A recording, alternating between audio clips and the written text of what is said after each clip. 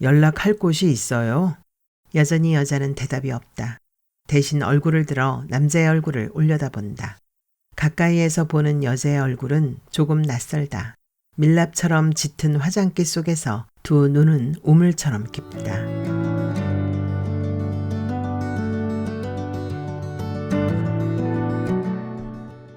당신의 백미러.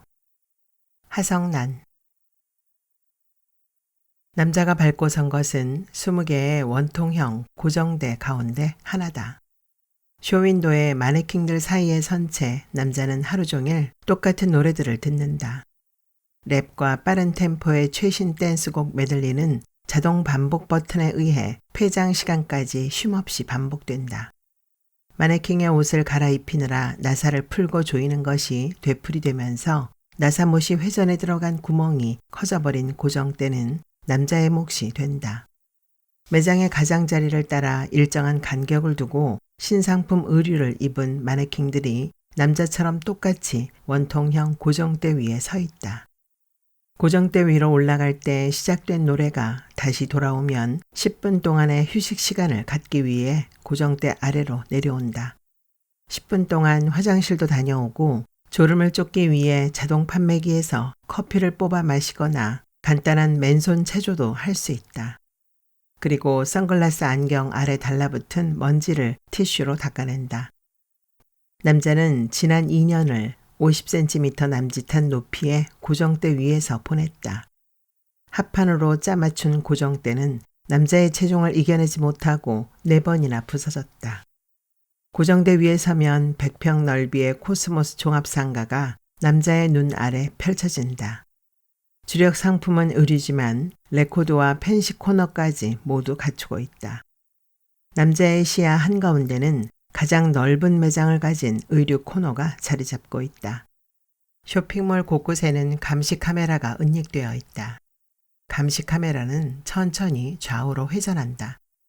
남자의 바로 앞에는 3대의 감시 카메라가 송출해 오는 그림을 비춰주는 3대의 모니터가 놓여 있다.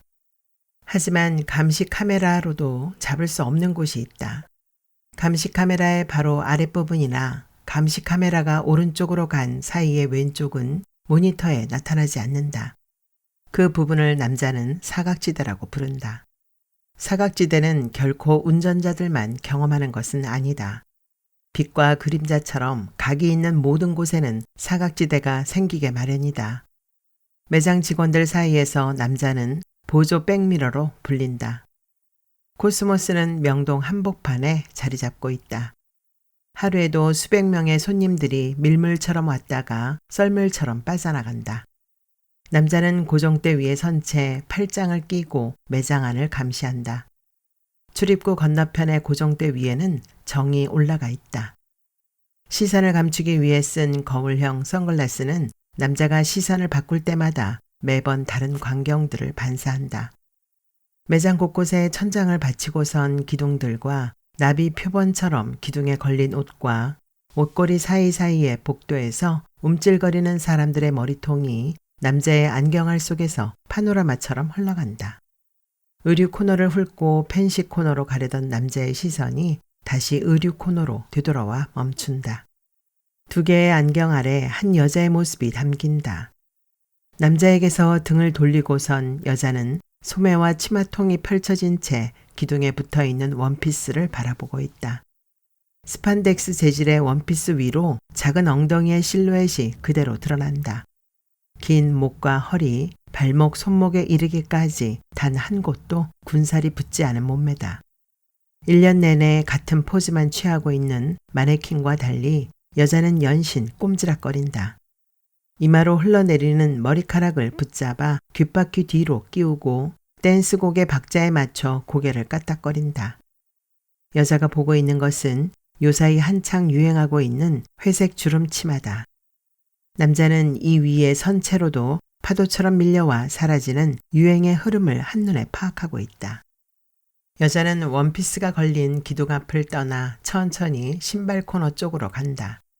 진열장으로 다가가 모양을 훑어보고 구두를 뒤집어 밑창까지 꼼꼼하게 살핀다. 남자는 여자의 뒤를 밟는다. 속옷 코너로 갔다가 세일이라 써붙인 옷걸이를 기웃거리면서 매장을 한 바퀴 돌아 또다시 옷이 걸린 기둥 앞에 가 선다. 여자에게는 뭔가 묘한 구석이 있다. 네모들 속에 섞인 세모 같다. 여자는 다시 매장을 한 바퀴 돈다. 건성건성 진열대를 눈으로 훑으면서 산책 나온 사람처럼 느릿느릿 걷는다. 산책의 끝은 언제나 기둥에 걸린 회색 주름 치마 앞이다. 기둥 앞에 홀린 듯 서 있던 여자가 갑자기 획 고개를 돌려 사방을 두리번거린다. 남자는 재빨리 레코드점으로 얼굴을 돌린다. 고개를 갸웃거리면서 여자가 다시 기둥 쪽으로 얼굴을 돌리고 남자는 다시 여자를 쳐다본다. 여자가 다시 기둥에서 멀어진다. 메들리가 2번이나 제자리로 오는 동안 여자가 한 것은 그것이 전부다. 아무것도 사지 않는다. 여자는 생각난 듯 손목 시계를 들여다보고 황급히 매장을 가로질러 출입구 밖으로 나간다. 시스루 룩의 옷들이 모두 사라지고 매장 안이 온통 회색으로 변했을 때 여자가 다시 매장에 나타났다. 거의 한 달 만이다. 중고등학교의 중간고사가 끝나는 날이었고 거리에도 매장 안에도 교복 차림의 여학생들이 한꺼번에 몰려있다. 자동문은 닫힐 틈도 없이 연거푸 열린다. 남자는 유리알처럼 두 눈알을 굴리면서 여학생들의 뒤를 쫓는다.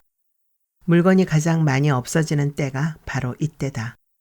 풍선껌을 질겅거리면서 레코드점의 진열대 앞에 혼자 선 여자아이가 자꾸 눈에 거슬린다. 같은 CD를 들었다 놓았다 하면서 그 앞을 떠나지 않는다. 하지만 한 명만 주위에서 보기엔 매장 안의 여학생이 너무 많다. 10분 동안의 휴식 시간도 건너뛴다. 점심도 매장 앞에 포장마차에서 즉석면으로 요기만 하고 다시 고정대 위로 올라야만 했다. 시선을 끄는 여자아이들은 속옷 코너에도 또 있다. 부피가 작은 속옷은 곧잘 도난당한다. 남자의 시선은 다시 레코드점으로 되돌아온다. CD 진열대 앞에 서 있던 여자아이가 보이지 않는다. 여자아이를 찾아 허겁지겁 매장을 뒤진다. 쉴 새 없이 움직이는 남자의 시선이 기둥에 가 멈춘다. 그곳에 그 여자가 서 있다. 남자는 한눈에 여자를 알아본다. 여학생들에게 등이 때밀리고 기둥에 바싹 붙어 서서 길을 비켜주면서 한 달 전에 그랬던 것처럼 회색 원피스를 홀린 듯 쳐다본다.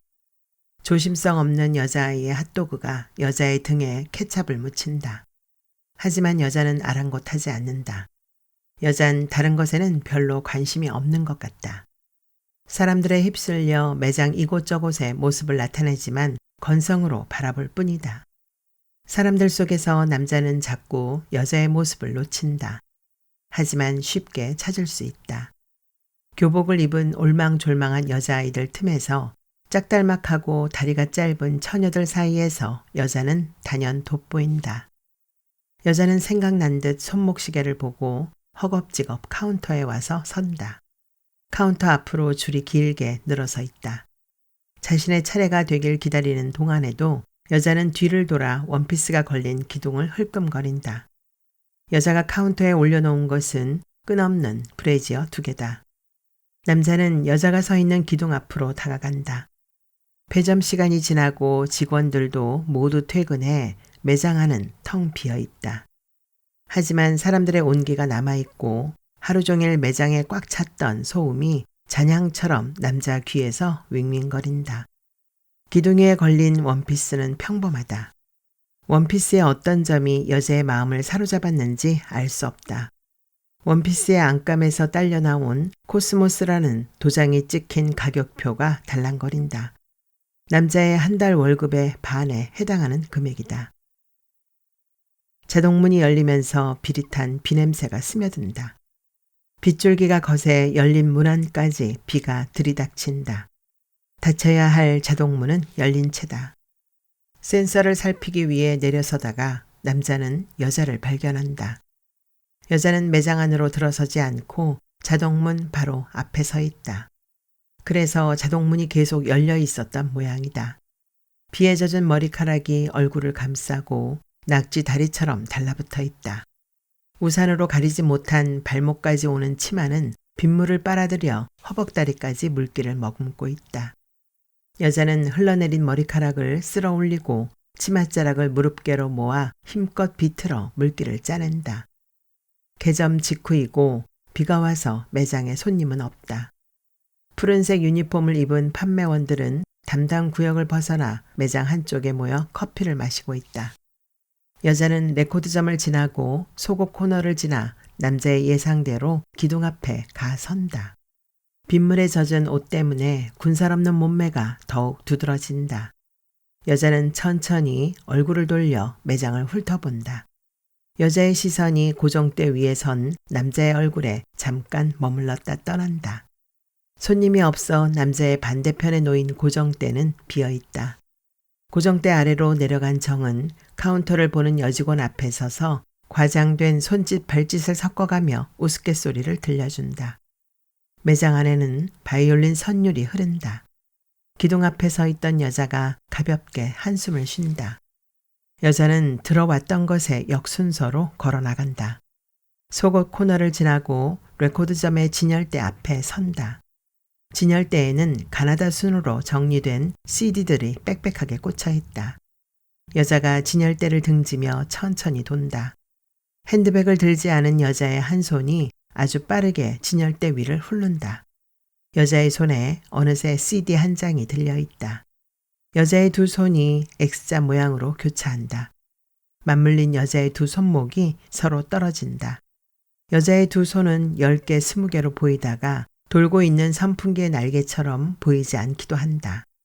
남자는 숨을 죽이고 여자를 내려다본다. 주먹을 쥔 여자의 손가락이 꽃잎이 열리듯 새끼손가락부터 천천히 열린다. 여자의 손에 방금 전까지 들려있던 CD가 어디론가 사라지고 형광등 아래 활짝 핀 손바닥은 텅 비어있다. 여자의 하얀 손바닥만 반짝인다. 모든 것이 아주 짧은 순간에 일어났다. 남자가 허겁지겁 매장 안을 살핀다. 판매원들은 정을 애워싸고 서 있다. 정의 목소리가 도드라지고 여직원 몇이 자지러지듯 웃는다. 자동문이 열린다. 여자는 우산꽂이에서 우산을 빼어든다. 우산을 펴는 동안 자동문은 닫히지 않는다. 우산이 펼쳐진다. 자동문이 닫힌다. 여자는 빗속을 걸어 명동역 쪽으로 사라진다. 여자가 사라진 후에야 남자는 진열대 맨 위에 꽂혀있던 CD 한 장의 자리가 비어있다는 것을 안다.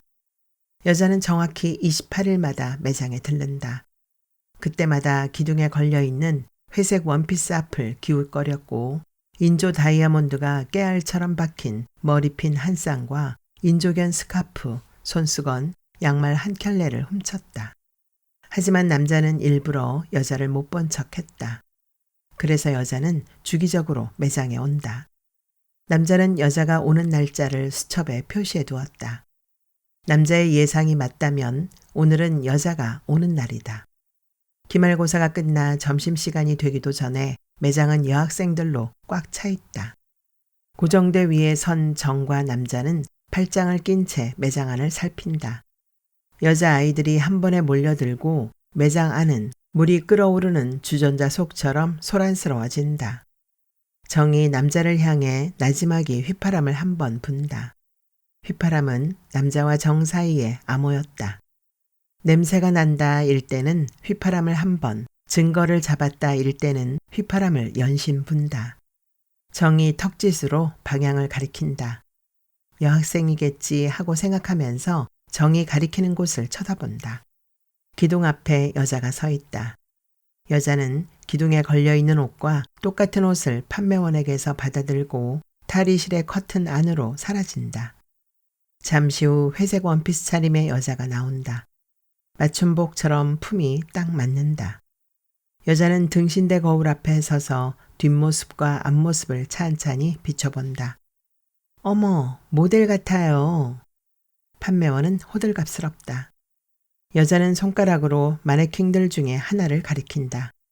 판매원이 그 옷을 가져오고 여자는 탈의실의 커튼을 젖히고 들어간다. 여자는 쉽게 옷을 결정하지 않는다. 여자가 갈아입은 옷이 옷걸이 위에 수북이 쌓이기 시작한다. 옷걸이에서 다른 옷을 빼어 여자에게 건네주며 따라붙던 판매원의 얼굴에 짜증이 앉기 시작한다. 마침 처녀 한 명이 판매원의 말을 걸었고 판매원은 다시 웃으면서 새로운 손님에게 다가간다.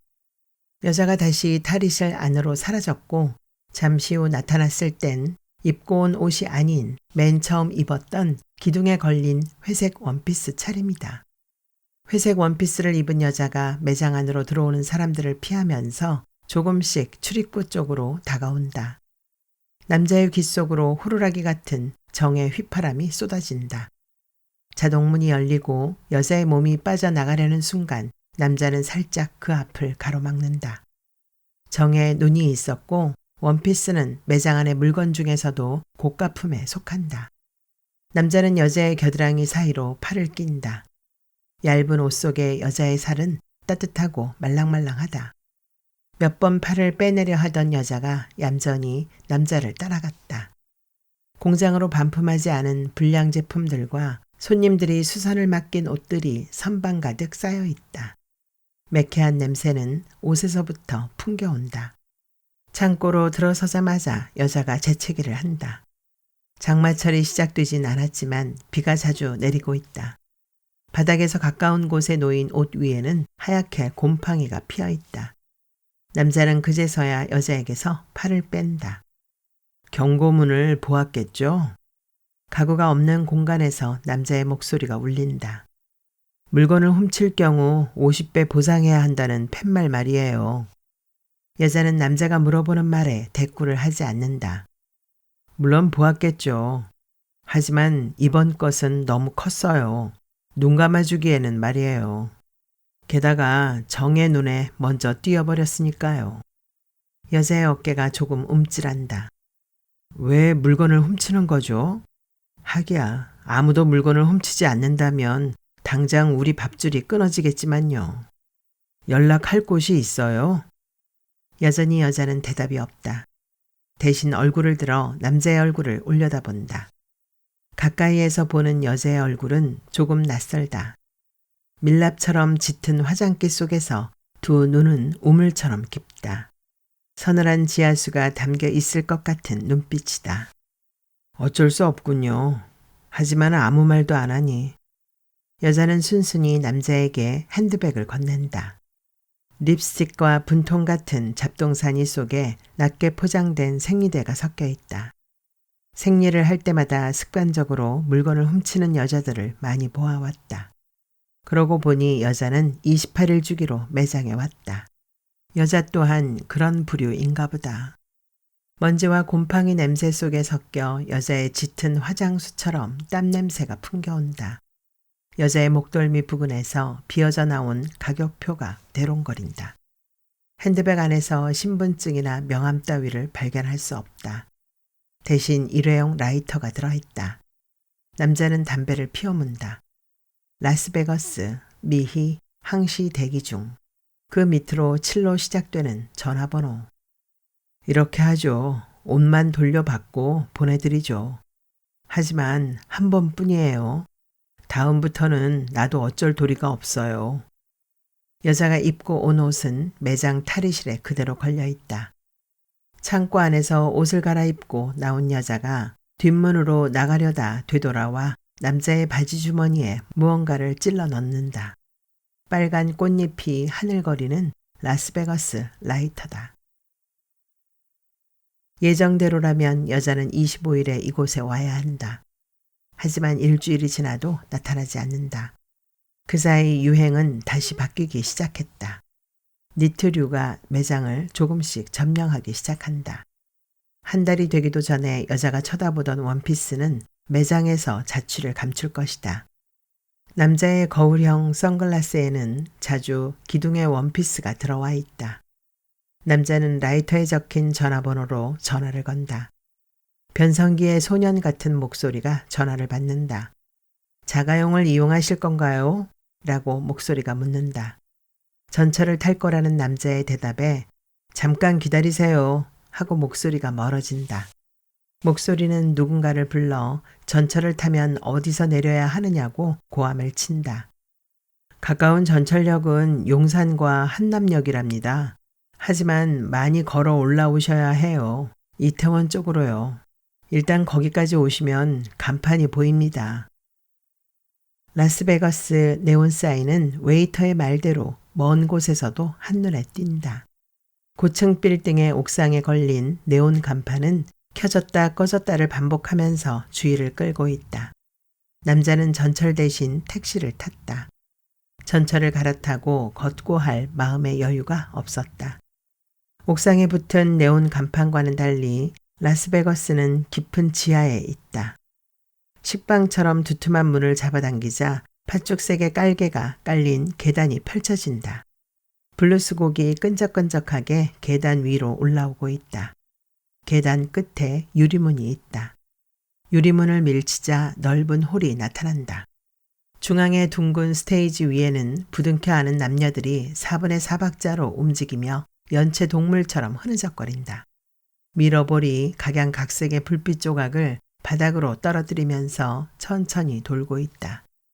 홀 곳곳의 기둥 위에는 비키니 차림의 무용수들이 서서 음악에 맞춰 춤을 추고 있다. 스테이지를 제외한 나머지 공간은 흰 테이블보가 덮인 둥근 탁자들로 메워져 있다. 남자는 테이블로 가지 않고 홀 한쪽에 바로 가 스탠드 의자에 걸터 앉는다. 막상 이곳까지 오긴 했지만 남자는 여자의 이름조차 알지 못한다. 여자의 인상착의 또한 애매하다. 밀랍처럼 하얀 얼굴, 마네킹 같은 몸매, 우물처럼 깊은 눈동자. 이곳의 웨이터 누구라도 남자의 이 말만으론 여자를 떠올리지 못할 것이다. 붉은 전구가 든 손전등을 들어 올리려는 순간 음악이 끝난다. 스테이지에서 춤을 추던 사람들이 하나둘 좌석으로 가앉고 조명이 어두워지면서 스테이지 위로 한 줄기 빛이 내리 쪼인다. 그때 스테이지 위로 외건처럼 생긴 박스를 밀며 한 여자가 올라선다. 짙은 무대 화장을 했지만 그 여자다. 테이블에 앉아있던 사람들이 환호성을 지른다. 여자는 어깨끈이 달린 원피스 수영복 같은 무대복 차림이다. 여자가 움직일 때마다 옷에 붙은 스팽글이 광채를 내며 키질 소리를 낸다. 셔츠를 받쳐 입지 않은 맨목에 나비 넥타이를 맸고 머리엔 영국 신사 모자를 쓰고 있다. 걸을 때마다 엉덩이엔 새 꽁지처럼 깃털 다발을 꽂았는데 여자가 사뿐사뿐 걸을 때마다 깃털이 부채처럼 팔랑거린다. 여자는 인사 대신 스테이지 아래로 내려와 한 사내 앞에 선다. 사내는 만취해 있다. 넥타이의 한 자락을 와이셔츠 주머니에 꽂고 연신 오징어 다리를 씹으면서 개슴칠에 여자를 올려다본다. 여자의 손이 남자의 어깨를 스치자 공중으로 하얀 비둘기 한 마리가 날아오른다. 사람들이 탄성을 지른다. 여자는 종종 걸음으로 자리를 옮겨 다른 사내의 어깨를 살짝 어루만진다. 하얀 장갑을 낀 손이 공중에서 차례로 열리면서 또 한 마리의 비둘기가 날아오른다. 쇼가 조금씩 무르익기 시작한다. 여자가 플라스틱 화분에 꽃을 피우는 마술을 하는 동안 웨이터가 스테이지 중앙으로 중형 냉장고만한 은색 상자를 밀어다 놓는다. 문 위에는 사람 형상이 그려져 있다. 세 개로 나뉜 문짝마다 얼굴과 손발을 내놓을 수 있는 구멍이 뚫려 있다. 밴드의 드럼 주자가 북을 연달아 치면서 긴박감을 고조시킨다. 여자가 눈 안으로 호란을 훑는다. 여자의 눈이 남자의 얼굴에 와서 멈춘다. 바 건너편에 서서 칵테일을 만들고 있던 바텐더가 당황한 남자를 떼민다. 테이블에 앉은 사람들이 모두 뒤를 돌아 일제히 남자를 쳐다본다. 남자는 마지못해 일어서서 스테이지로 걸어간다. 스테이지 위에 선 여자가 점점 다가온다. 박수 소리가 양쪽 귓가에서 울린다. 여자가 남자의 얼굴을 쳐다보면서 날 믿으세요 라고 재빠르게 중얼거린다. 남자는 상자 안으로 들어가 선다. 세 개의 문이 차례로 닫히고 남자는 여자가 시키는 대로 얼굴과 손발을 구멍에 끼워 넣는다. 밖으로 나온 남자의 손가락에 여자가 손수건을 쥐어준다. 여자는 상자를 한 바퀴 돌린다. 남자는 밖으로 내민 눈으로 여자의 모습을 지켜본다. 여자가 날이 시퍼런 칼을 손님들을 향해 집어 올린다. 남자는 이 마술을 본 적이 있다. 여자는 칼을 옆으로 뉘어 남자의 가슴 부분에 찔러 넣는다. 상자를 통과한 칼날은 남자의 몸에 닿자마자 스프링처럼 오그라든다. 누군가 휘파람을 분다. 상자의 가운데 부분이 서랍처럼 밀리면서 남자의 몸은 상자 끝으로 밀려가 좁은 틈에 짓눌린다. 몸이 S자 모양으로 휘어진다. 사람들에게는 남자의 몸이 토막난 것처럼 보일 것이다. 손을 흔들어 봐요. 남자는 손수건을 사뿐사뿐 흔든다. 발가락도 움찔거린다. 다시 서랍이 제자리로 돌아가고 여자가 가볍게 기압을 넣는다. 문이 열리고 남자는 스테이지 중앙으로 나온다. 온 몸은 긴장과 흥분 때문에 땀으로 범벅이 되어 있다. 남자는 박수 소리를 뒤로 하고 다시 바로가 앉는다. 여자는 외건을 끌고 꽁지를 흔들면서 홀 뒤로 사라진다. 미러볼이 움직이고 빠른 음악이 흘러나오면서 스테이지는 술 취한 사람들로 꽉 찬다. 맥주를 2병째 비웠을 때 사각거리는 천이 스치는 소리가 난다. 여자는 무대복 위에 발목까지 내려오는 망토 같은 가운을 덧입고 있다. 매장에서 CD를 훔치거나 손수건을 훔칠 때 꽃망울이 벌어지듯 유연하게 움직이던 손의 비밀을 이제야 깨닫는다. 고맙습니다. 빨갛고 작은 입에서 쉰 목소리가 흘러나온다. 여자는 남자의 옆 의자에 걸터 앉는다. 바텐더가 여자를 향해 은밀한 웃음을 보내며 여자 앞에 빈 맥주잔을 내려놓는다. 여자가 바텐더에게 살짝 눈을 흘긴다. 남자는 여자의 잔에 맥주를 따른다. 절 위기에서 2번이나 구해주셨어요. 여자가 맥주를 홀짝인다. 손님들 중에서 아무나 지명하는 것처럼 보이지만 사실은 미리 정해져 있죠. 벌써 아셨겠지만 전 무대에 올라서고 나서야 같이 일하는 사람이 오지 않았다는 걸 알았죠. 못 온다는 전화 한 통 없이. 그때 선생님이 눈에 띄었어요. 아참, 제 이름은 최순애예요. 여기선 루나라고 불리죠. 다음 스테이지로 돌아가기 위해 일어서던 최순애가 남자의 귀에 대고 속삭인다. 마술사의 파트너는 아무나 하는 게 아니에요. 아버지와 딸이거나 남매간이거나 부부거나 아니면 연인 사이.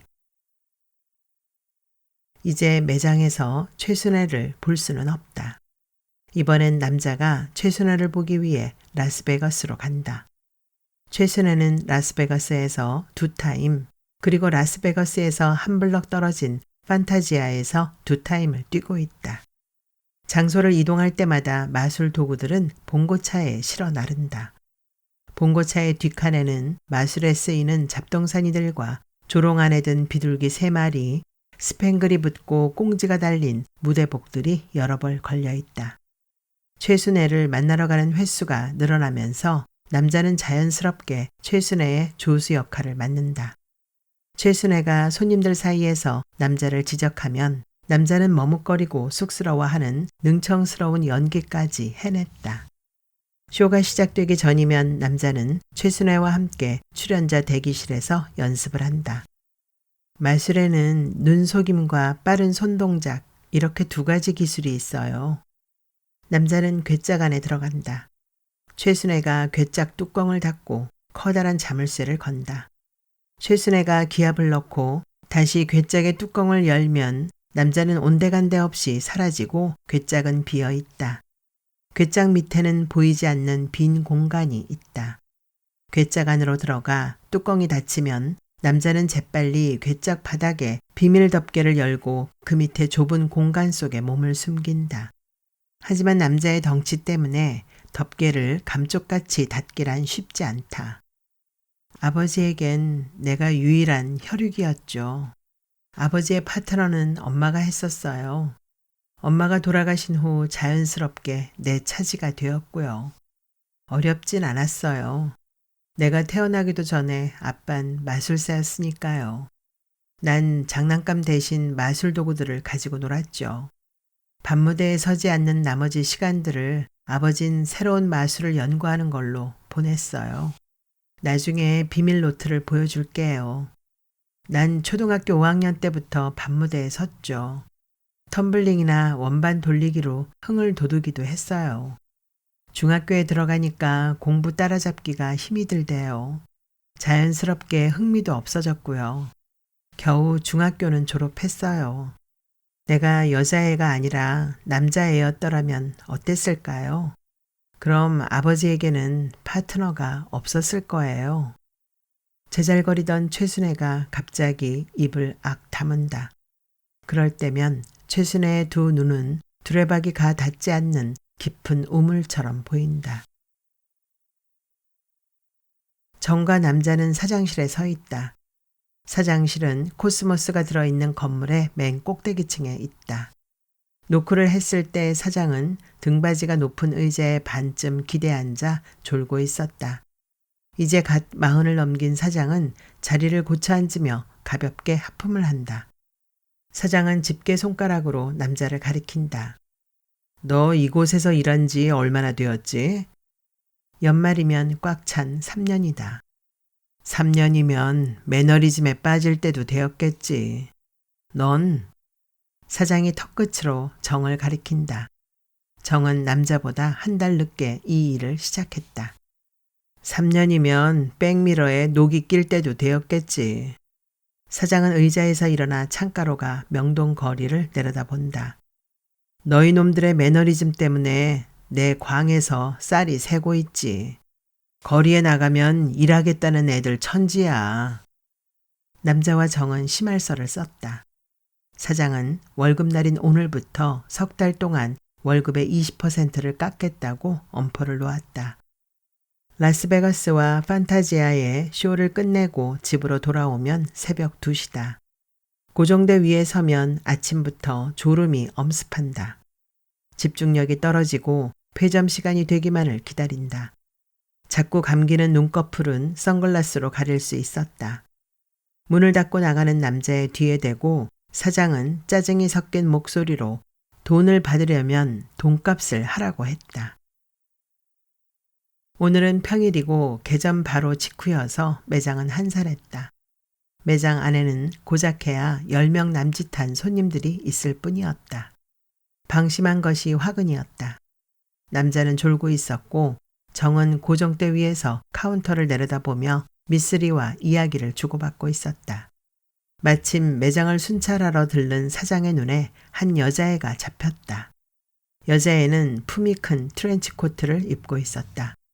가을이긴 했지만 한낮의 기온은 아직도 25도를 맴돌고 있었다. 때이른 옷을 입은 것에 경계를 했어야 했다. 남자가 여자애를 주목한 것은 달아나는 여자애의 팔목을 두 손으로 잡고 도둑이야 도둑! 이라고 소리치는 사장 때문이었다. 코트를 벗기자마자 코트 안에 찔러 넣은 물건들이 바닥에 우르르 쏟아져 내렸다. 코트 안에 저렇게 많은 것을 숨길 수 있다니.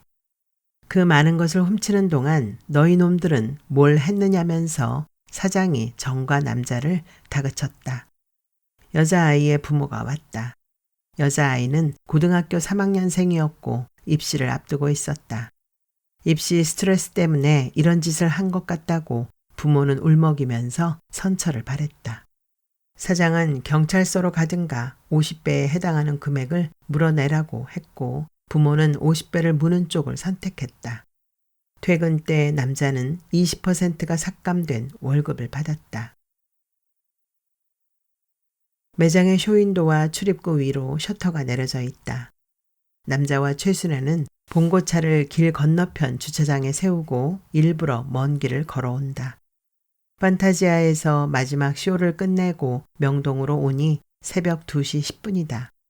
을지로 일가역에서 명동역 쪽으로 걸어오는 동안 두어 명의 취객을 만났다. 인기척이 있으면 최순애가 휘파람으로 신호를 보낼 것이다.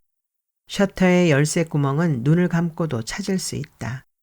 남자는 정과 교대로 셔터를 열고 닫는다. 남자는 한 번에 셔터의 자물쇠를 따고 자동문 위에 설치된 보안장치의 뚜껑을 연다. 비밀번호를 누르자 보안장치의 전원이 꺼진다. 최순애를 먼저 들여보내고 남자가 뒤따라 들어간 후 셔터를 내린다. 보안등 불빛이 닿지 않는 매장은 안으로 들어갈수록 점점 어두워진다. 남자는 두 팔을 허우적거린다. 매장 안에 가라앉아 있던 먼지가 일면서 코끝을 쏜다.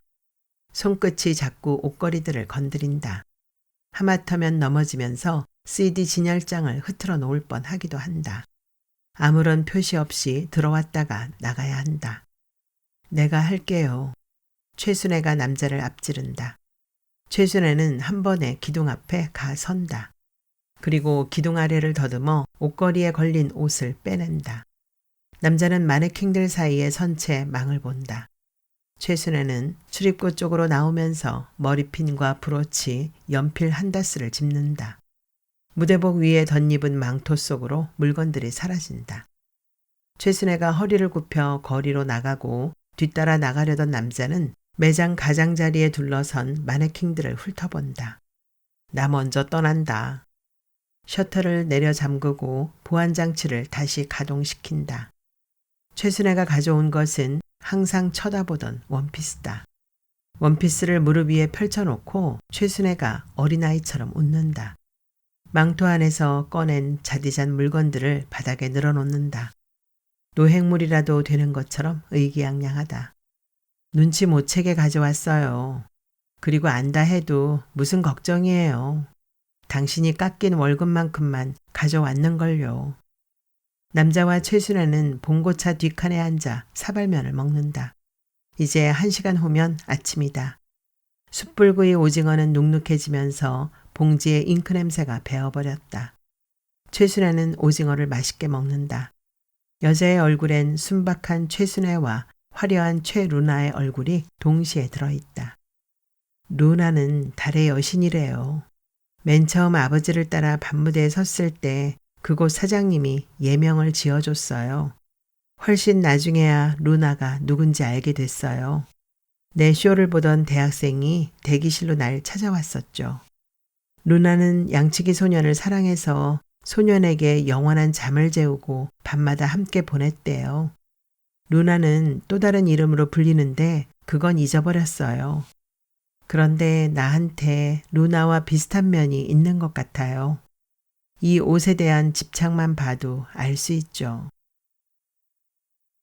지금 최순애는 코스모스에서 가져온 회색 원피스를 입고 있다. 주름치마는 엉덩이가 작은 최순애의 몸매에 아주 잘 어울린다. 차창 밖으로 펼쳐지는 풍경을 보며 종알거리던 최순애는 의자 등받이에 기대 잠을 자고 있다. 종착지인 부산은 이제 40분 정도면 도착할 것이다. 잠이 들지 않은 채 경계선을 건너고 싶다. 최순애는 부산 광안리 부근에 새로 신축된 미라보 관광호텔의 나이트클럽에 새 일자리를 구했다. 호텔 이름이 미라보예요. 이름을 듣고 한 번에 결정했죠. 미라보 관광호텔 멋지지 않아요? 그녀는 들떠있다. 이제 남자는 최순애의 정식 파트너가 된다. 일단 거처가 결정되면 최순애의 마술 도구들은 화물로 붙일 것이다. 비가 내리기 시작한다. 금방 사위는 어둑신해진다. 앞에 달리는 차들이 미등을 켜기 시작한다. 운전사가 브레이크를 짧게 연거푸 밟아 속도를 떨어뜨린다. 운전사는 백미러를 흘끔거리면서 차선을 바꾸려고 한다. 하지만 미등을 켠 차들이 경적을 울리며 버스 옆으로 벌레들처럼 달라붙는다. 버스가 갑자기 획 방향을 바꾼다. 차체가 왼쪽으로 기울면서 바퀴가 조금 미끄러진다. 우리 아이들도 장난감 대신 마술 도구들을 가지고 놀까? 남자는 앞 차창을 바라본다.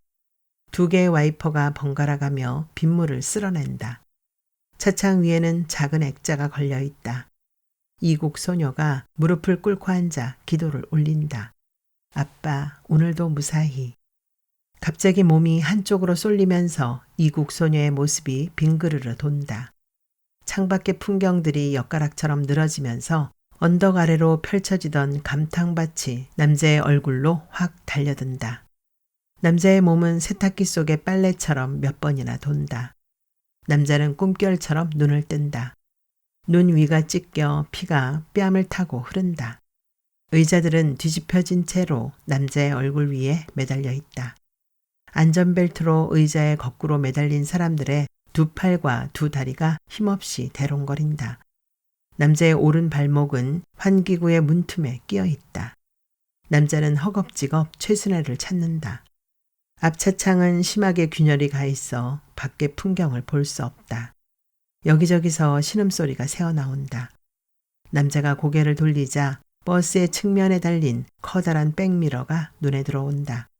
백미러는 휘어지고 깨어져서 거미줄 같은 금들이 가 있다. 모자이크와 같은 백미러 속으로 버스 내부가 비친다. 버스의 차창들은 깨져 있다. 깨져 내린 유리 조각이 수북이 쌓여 있다. 창가에 걸렸던 커튼이 뒤집힌 채 바람에 펄럭인다. 구겨지고 탈선된 의자들이 지금이라도 바닥으로 떨어질 것처럼 흔들린다. 등받이 시트를 물들인 피와 마네킹처럼 꼼짝하지 않는 사람들의 팔과 다리들이 보인다. 버스는 상하가 바뀐 채 뒤집혀 있다. 자디잔 조각들 틈에서 남자는 최순애의 회색 주름 치마를 본다. 발을 빼내보려 하지만 다리론 힘이 전달되지 않는다. 남자는 흘러내려 시야를 가리는 피를 손으로 닦아내면서 백미러를 들여다본다. 얼굴은 보이지 않지만 최순애의 주름 치마가 분명하다. 치마는 들쳐져 있다. 의자 등받이에 걸친 두 다리는 축 늘어져 있다.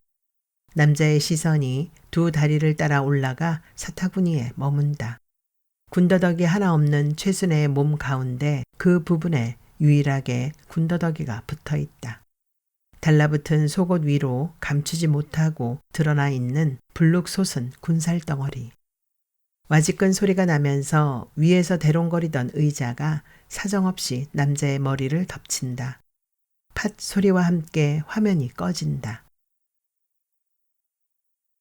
남자는 온통 흰색 투성이인 8인용 병실에 철제 침대에서 눈을 뜬다.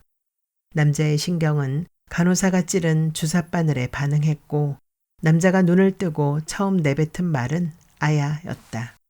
스테인레스 사각통에 든 앰플 병들이 달그락거리면서 멀어진다. 노란 액체가 담긴 링거병에서 시작한 대롱의 끝은 남자의 왼팔에 꽂혀 반창고로 고정되어 있다. 허벅지까지 깁스를 한 다리가 허공에 들려 있다. 언뜻 눈을 뜰 때마다 앰뷸런스가 가까이 다가오는 소리를 들었고 날이 개면서 푸르게 높아지는 하늘과 들것에 실려 옮겨지는 사람들이 보였다. 앰뷸런스가 설치물 아래를 지나갔다. 남자는 커튼이 쳐진 앰뷸런스 창문 틈으로 여기서부터 부산입니다 라고 적힌 글씨를 보았던 것 같다. 잘 주무셨나? 건너편 침대 위에 비스듬히 앉아있던 중년 사내가 남자를 보고 아른 체를 한다. 예, 꿈도 꾸지 않고 푹 잤습니다. 남자는 그제서야 중년 사내의 모습을 훑어본다. 머리에 붕대를 친친 동여매고 있다. 잘 잤을 수밖에. 나흘 동안 한 번도 깨지 않고 자더군. 이제 자네가 깼으니 말벗이 생겼구먼. 그나저나 그 버스에 동행은 없었나? 남자의 머릿속은 조각들이 뒤섞인 퍼즐 맞추기 같다. 누가 죽었답니까? 사람은 아니요. 버스가 언덕 아래로 계속 굴렀다면 아마 살아남은 사람은 없었을 테지. 하지만 마침 방목해 놓은 소 한 마리가 언덕에서 풀을 뜯고 있었다더군. 버스가 구르면서 소를 덮쳤지. 소가 괸돌 역할을 해서 계속 굴러떨어질 뻔한 걸 막았다는군. 그럼 죽은 건 소 한 마리뿐이군요. 그런데 머리는 어때? 욱신거리지는 않나? 남자는 한 손으로 이마를 가져간 후에야 자신의 머리에도 붕대가 감겨 있다는 것을 안다. 얼굴 위로 걷잡을 수 없이 쏟아져 내리던 빨간 의자가 순간 떠오른다. 입원 환자 중에 최순애란 이름의 환자는 없다. 입원한 지 일주일이 지나서야 휠체를 밀고 병실 밖으로 나갈 수 있었다. 로비의 간호사는 6층 여자 입원실 로비로 인터폰을 넣어 최순애란 환자가 있는지 물었다. 여자 병실에는 그런 분이 안 계시네요. 남자는 혹시 다른 병원으로 후송된 환자가 있는지도 물었다. 아니에요. 사고 현장에서 우리 병원이 제일 가까워서 그 고속버스의 승객들은 다 우리 병원에 입원했죠. 경미한 부상을 입어 벌써 퇴원한 사람들도 있다. 최순애는 그 속에 섞여 있을까? 아직도 남자의 기억은 퍼즐을 맞추고 있다. 어제는 난데없이 최순애라는 이름이 떠올랐다. 하지만 이 퍼즐 조각과 맞닿아 있는 다른 퍼즐 조각들을 구할 수가 없다. 떨어지면서 의자의 쇠다리가 남자의 이마에 내리꽂혔다. 기억나지 않는 건 머리에 받은 충격 때문이고 개인차는 있지만 자연스럽게 온전한 기억이 돌아올 거라고 의사는 말했다. 깨진 백미러 속으로 보이던 두 다리가 선명히 떠올랐다. 이번에는 낱말이 아닌 선명한 그림이다. 혼자서 화장실도 갈 수 있게 되었다. 한 조각 한 조각씩 기억이 되살아난다. 남자는 복도를 꺾어지다가 반대편에서 나오던 한 사내와 부딪힌다. 사내는 링거병이 달린 쇠 받침대를 들고 아주 천천히 발걸음을 떼어놓고 있다. 어깨까지 내려오는 장발이다. 들쭉날쭉 삐친 머리카락 사이로 멍이 들고 찢긴 얼굴이 보인다. 17살로도 32살로도 보일 얼굴이다. 남자를 발견한 사내가 활짝 웃는다. 부어 내려앉은 눈꺼풀 속에서 사내의 눈빛이 반짝 빛난다.